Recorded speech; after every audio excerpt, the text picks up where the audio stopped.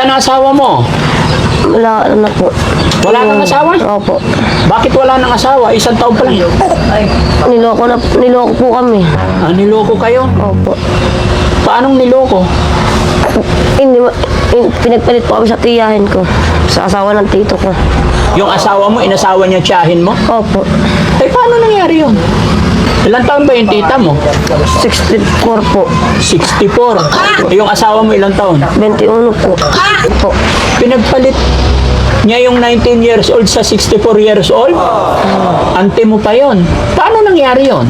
Tapos parang buntis ka pa yata. Opo. Paano ngayon yan? Doon na po ako nagsisisi. Ha? Ba't po ako nagpabuntis ulit? Bakit pinabayaan ka pa niya? Eh, may anak kayo tapos buntis ka pa. Ay po niya kasi mag-alaga ng bata. Yung, Paano kayo mabubuhay ng anak mo ngayon?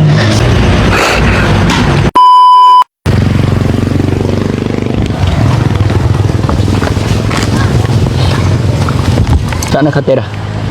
Dito? Ayan yung mga kababayan. May nakita tayo ditong bahay sa gilid or silong ng tulay. At may lola kasi dito mga kababayan na gustong ipakausap yung kanyang apo. Bali parang dalawang pamilya yata to, no?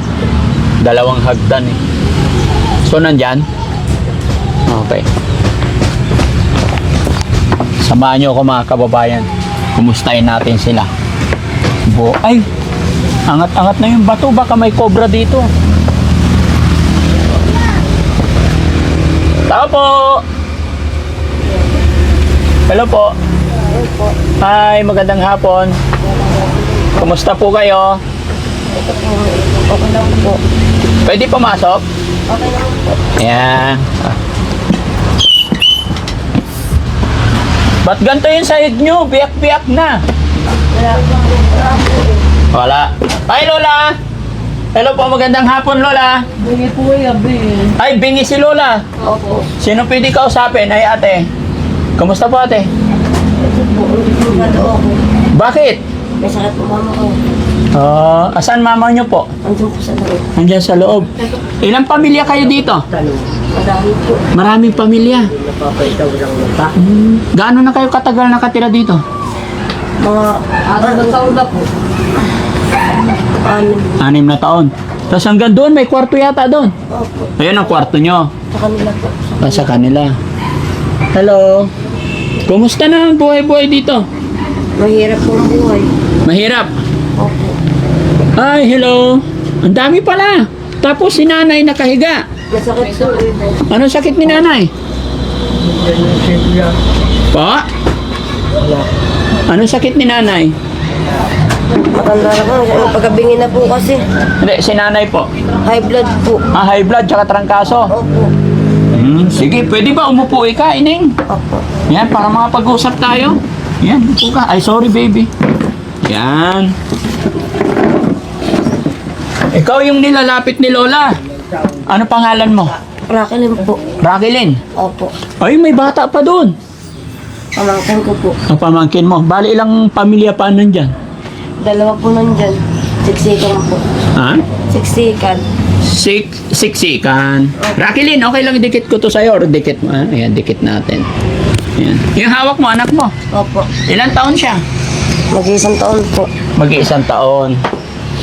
Asan ang asawa mo? Wala na po. Wala kang asawa? Opo. Tapos 1 taon yan. Mag-1 taon po sa April. Running 1 year. Opo. Bakit wala nang asawa? 1 taon pa lang. Niloko po kami. Niloko kayo? Opo. Paanong niloko? Pinagpalit po kami sa tiyahin ko. Sa asawa ng tito ko. Pinagpalit ka sa tiyahin mo? Ano yung inasawa? Yung asawa mo, inasawa niya tiyahin mo? Opo. Eh, paano nangyari yun? Yung asawa mo, iniwan ka, ang inasawa niya, tita mo. Opo. Ilang taon ba yung tita mo? 64 po. 64. Opo. Eh, yung asawa mo ilang taon? 21 po. Ay, pwede ba ipahawak muna kay ate? Ayan, para hindi malikot. Ay, nakangiti si baby. Ay, tapos parang buntis ka pa yata. Opo. Kailan pa umalis yung asawa mo? Ang tagal na po. Eh bakit buntis ka? Niniwan po kami ng ano, 2024 po, Anong buwan? July. So ilang buwan kang buntis? 8 months, nagsama po kami ng June, tapos sa buntis po ako. Hindi na po ako nagkamero ng July. So bago siya umalis, nabuntis ka pa niya. Opo. Tapos anak din niya sa'yo, Yung yung panganay po. isang taon na baby. Ilang taon yung asawa mo? 21 po. Tapos ang inasawa niya yung auntie mo? 64, opo. 64? Ikaw ilang taon ka? 19 po.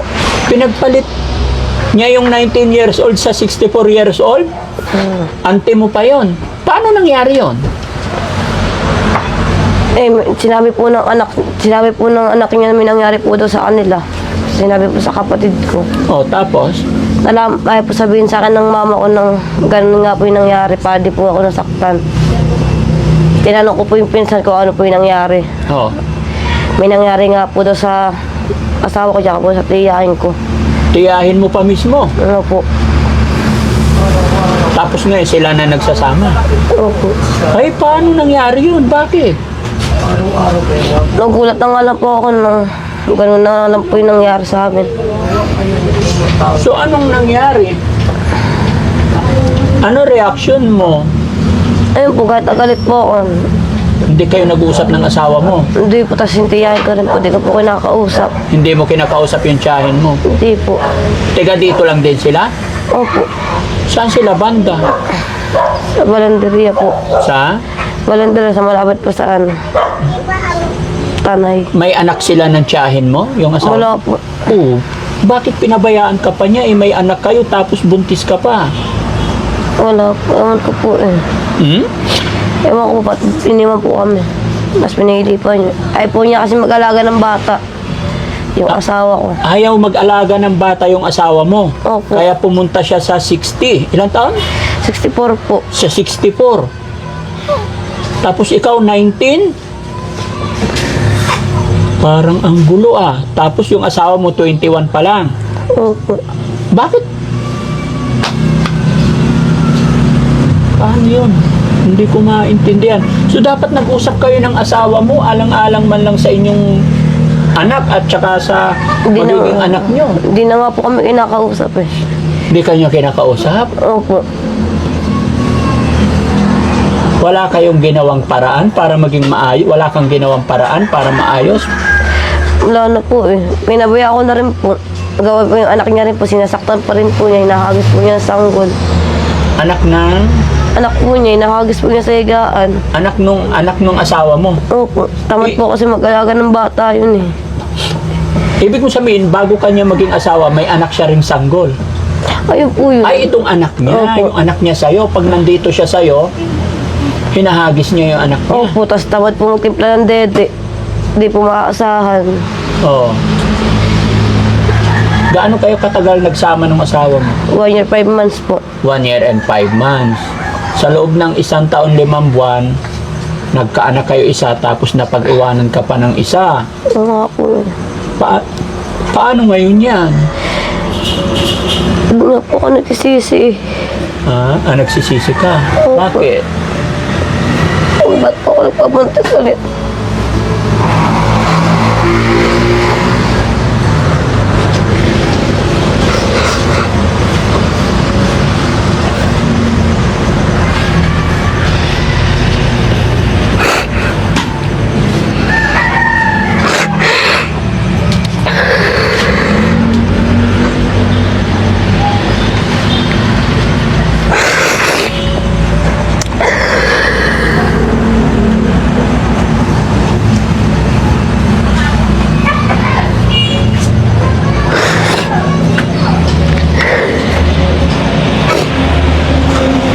Wala na bang chance para magkabalikan kayo? Wala na po. Para sa mga anak ninyo, Wala na po eh. paano kayo mabubuhay ng anak mo ngayon? Kuya po nagbubuhay sa amin tsaka po mama ko. Ano bang pinagkakakitaan nyo dito? Nagtatrabaho po sila. Minsan po naghahagilap mama ko para po may pagkain sa amin. Ano ba ang trabaho ng papa mo? Wala na po ang papa eh. Wala ka ring tatay. Wala na po. Nanay mo na lang. Tapos ngayon may sakit, may trangkaso yung nanay mo. Opo. Paano yan? Kailan ka manganganak? March po. Adis kami. Malapit na. February na ngayon. Opo. So, ibig sabihin, 8 months na yan. 9 months manganganak. Anong nararamdaman mo ngayon na syempre buntis ka tapos 1 taon yung baby mo? Dapat katuwang mo yung asawa mo na naghanap buhay para alagaan ka, alagaan yung anak nyo. Eh wala siya. Ayaw nga po. Nahirapan na nga po ako. Nahirap. Gusto ko po matulungan magulang ko, hindi ko po magawa. Ilan ba kayo magkakapatid? 9 po. Siyam kayo magkakapatid. Tapos halos nandito rin kayong pamilya? Opo. Bata ka pa. Hindi ko lang talaga lubos maisip na nagkaroon ka ng anak na 1 taon tapos buntis ka, saka ka pa niya iwanan ng asawa mo. Di ba kayo nag-away bago siya Hindi umalis? po. Paano hindi talaga ako mapaniwala mga kababayan, no? Yung asawa niya na 21 years old, tapos tsahin mo pa yung pinagpalit. Opo. Hindi man lang naawa yung tita mo sa'yo. Hindi Hindi man lang po. niya sinabi balik ka dun sa asawa mo kasi kawawa yung Ganun. pamangkin ko. Wala po siyang ganun na sinasabi. Hindi mo kinausap yung tsahin mo. Hindi po, hanggang ngayon po. Ano nangyari doon? No? Pero wala silang anak. Wala po. Sige. Yan mga kababayan, no? Miraculin mga kababayan at ang kanyang magulang, kanyang pamilya na natagpuan namin dito sa silong ng tulay. Kaya lang ito ang problema sa kanya. Umiiyak siya mga kababayan dahil iniwan siya ng kanyang asawa. Pinagpalit siya sa kanyang tiyahin na 64 years old. Ipag-pray mo, Raquelin, na sana makapag-isip ng maayos yung asawa mo, no? Para magbalikan kayo, alang-alang na lang sa anak mo, no? Raquelin, may video kami dito. Opo. I-upload namin ito. Okay lang? Opo, okay lang. Okay. Baka may gusto kang sabihin sa asawa mo, I'm sure na mapapanood niya to para maging okay ang lahat. Wala po. Masama rin po loob po kasi po dun. Masama ang loob mo sa kanya. Opo. O anong mensahe mo sa kanya kahit para na lang sa mga anak nyo? Sana naman po supportahan yung mga anak niya. Kausapin mo siya. Mahirap po kasi makipag-usap doon ay din na po ng magulang ko. Hindi, sabihin mo lang yung side mo para kahit na ano, yung gusto mong sabihin sa kanya, mapapanood niya to. Ano nga po kasi ako eh. Naalala ko po yung mga ginawa niya sa akin. Ha? Naalala ko po. Naalala mo yung? Hindi ko po makalimutan yun. Nananakit din po kasi. Nananakit siya. Opo. Sinasaktan niya po ako. Bagong panganak pa lang po ako. Paano kanya sinasaktan? Anong mga pinag-aawayan ninyo? Dahil po sa pagkaselos, wala po ako ginagawa. Nagsiselos siya lagi? Opo. Paano Tapos nagsiselos? sinusuntok po ako sa ulo. Sinusuntok ka? Opo.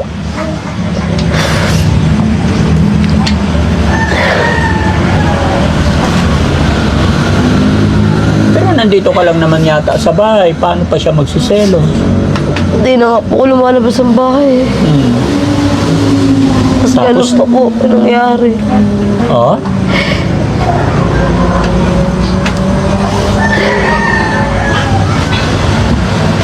Hindi nga po ako gusto mo sa magulang ko nang sinasaktan po ako.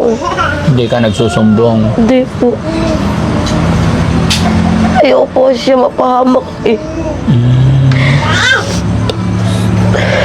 Tapos, bigla nawala. Ayun po. Sumunod po sa tiyahin ko. Wala na po ako nagawa. Mas pinili po niya yun eh. Bakit kaya? Ano sa palagay mo? Ba't niya pinili yun? Hindi ko rin po alam. Sa tiyahin mo, baka may mensahe ka sa tiyahin mo. Mapapanood din niya to, I'm sure. Wala rin po.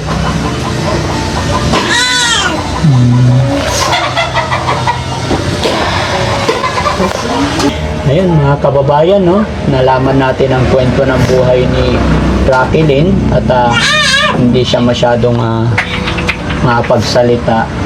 So ipag-pray natin, sana maging maayos pa sila ng kanyang asawa, ano? Basta Rakilin, mag-pray ka lang. Apo. Sana maging maayos pa yung buhay nyo.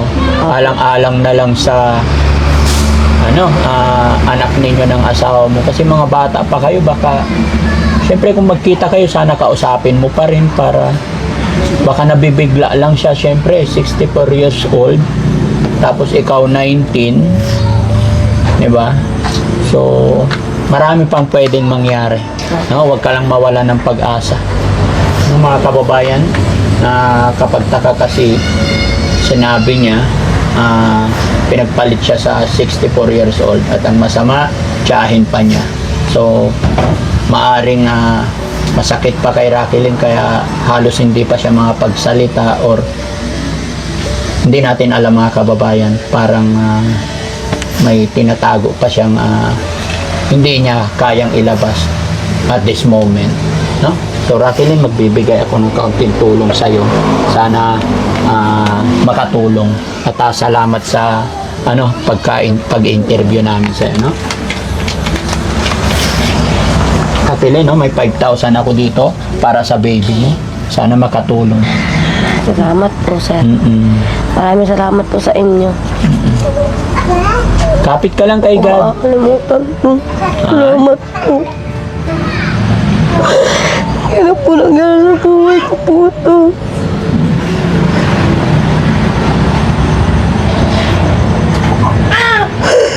Maraming salamat po.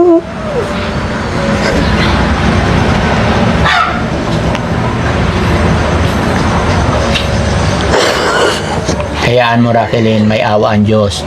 Babalikan ka namin dito, ha? Okay. Basta huwag kang mawala ng pag-asa. Mga kababayan, mga kabarangay, share nyo po ang video ito para sa ganun ay mas makatulong pa tayo. At kami po ay babalik dito para mapag-abot pa kung ano pwedeng itulong natin kay Rakilin, lalong-lalo na malapit na po siyang this coming March. No? So mga kababayan, maraming salamat po. At syempre, sa pamilyang nandito, ayan, thank you po. Mabuhay po kayo. Mag-iingat po kayo lagi dito. Opo. No? Ingat po Medyo po nakakatakot dito mga kababayan kasi silong ng tulay. Although ilang taon na rin daw sila. Bakit nga ba dito kayo napatira? Palagi po ka pinapalas sa mga tinitiran po namin. Kaya wala pa kami choice. Dito na po kami napunta. Wala kayong sariling lupain. Wala po. Okay. Ano apelyido nyo dito? Gilido Pilyas po. Ayan, maraming salamat mga kababayan. Daddy Frankie po. Anak ng Pangasinan, from Pangasinan. Mabuhay po tayong lahat. God bless po. So, thank you. Ayaw!